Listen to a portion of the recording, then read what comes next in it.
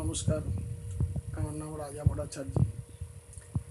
এতদিন আমরা হিন্দু ধর্ম সম্বন্ধে অনেক আলোচনা করেছি। তো এই আলোচনার যুগ যুগ ধরে বড় বড় ঋষিমুনিরা তাদের জ্ঞান ভাণ্ডারকে প্রভাবিত করে গেছে সাধারণ মানুষের কাছে। আমি তার কিছুমাত্র ব্যক্ত করছি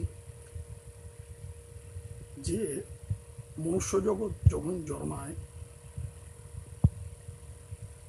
তখন সে তার নাম নিয়ে আসে না, অর্থাৎ কিনা জন্মের থেকে সে নাম পায় না, তাকে নামকরণ করতে হয়।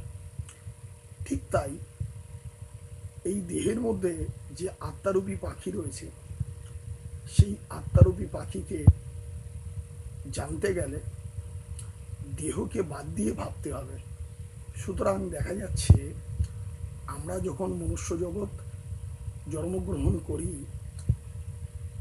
তখন নাম নিয়ে জন্মাই না, দেহের ভিতরে আবদ্ধ থেকে সেই দেহটাকে নিজের মনে করে আমরা কর্ম করতে থাকি। এই নিজের ভিতরে যখন ঢোকা, অর্থাৎ কিনা সাধনার মাধ্যমে যখন নিজেকে চেনা যায়, তখন দেখা যায় যে দেহ নাম এগুলো উপাধি মাত্র। যখন ভিতরের আত্মার উপলব্ধি হয় তখন বোঝা যায় যে ভিতরের যে অন্তরস্থ আত্মা সেই পরমাত্মা, অর্থাৎ কিনা শাস্ত্রে ব্যক্ত করেছে এক মন্ত্র, ওং সহস্র শ্রীষা পুরুষ সহস্রাক্ষ সহস্রপাত সভূমি বিশ্বত বৃদ্ধবা অত্যতিষ্ঠ দশাঙ্গুলম।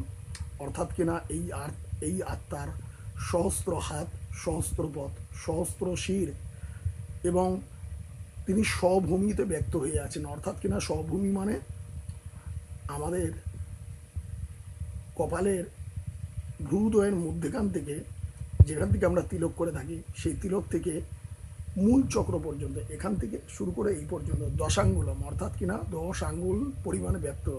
এই 4 আঙ্গুল, এই 4 আঙ্গুল, এই 2 আঙ্গুল।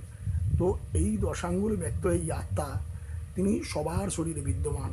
এই আত্মাকে যিনি জানতে পারেন তিনি আত্মজ্ঞ। সুতরাং আমরা যে এই দেহটাকে বড় নিজের মনে করি, এটা সর্বশাস্ত্রেই, আমাদের গীতা থেকে শুরু করে বেদ বেদান্ত যা নিয়ে আমরা রাত দিন চর্চা করে থাকি, সেই সমস্ত শাস্ত্র এক কথায় সে আত্মাকেই উল্লেখ করেছেন। এই আত্মার ক্ষমতা অসীম। এই যে আত্মা, তার ক্ষমতা হচ্ছে অসীম। তিনি তার সেই অসীম ক্ষমতাটাকে জাগ্রত করতে পারলে আমরা তা দিয়ে অসাধ্য সাধন করতে পারি, অর্থাৎ কিনা দেশ দশ জাতির কল্যাণার্থে কাজ করতে পারি। তো যিনি আত্মজ্ঞ, তার লক্ষণ কীরকম? তার লক্ষণ হচ্ছে তিনি পূর্ণত্যাগী, অর্থাৎ কিনা সংসারে থেকেও তার ভিতরে সংসারের কোনো মোহ নেই, কোনো সংসারের ভিতরে তার কোনো সম্পত্তিগত, অর্থগত, কামিনী কাঞ্চনগত কোনো দিকে কোনো মোহ থাকবে না। সে এক প্রকার কর্তব্য কর্মে সবসময় অবিচল থেকে নিষ্কাম কর্ম করে যাবে। সুতরাং এইরূপ আত্মজ্ঞ ব্যক্তিকে চট করে চেনাও যেরকম যায় না, আবার এই আত্মার চরম অবস্থা উপলব্ধি করা সহজসাধ্য ব্যাপার নয়।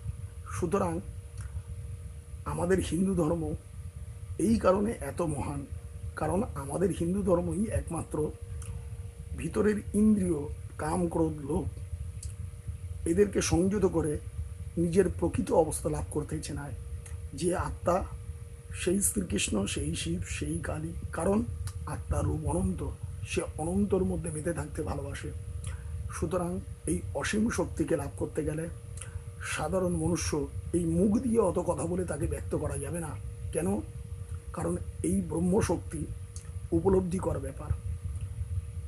মুখ দিয়ে ব্যক্ত করতে গেলে সেই মুখের একটা শব্দ, যে নাদ ব্রহ্মস্বরূপ, সে একটা সীমার অবধি যেতে পারে, কিন্তু আমাদের অনুভূতি সেই অব্যক্ত অবস্থা, অর্থাৎ কিনা যেটা মুখ দিয়ে ব্যক্ত করা যায় না, সেই রাজ্যে পৌঁছে গিয়ে সমাধিস্থ হয়। সমাধি মানে যেখানে নিজের আমিত্ব নাশ হয়, তাই সমাধি।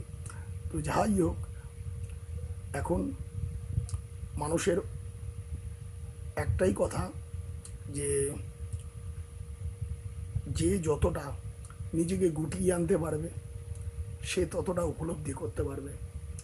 সুতরাং হিন্দুগণ এবং আর যার যার জাতি রয়েছেন সবাইকে একটা কথাই বলি, নিজেকে চিনুন, দেশ দশের ভালো করুন।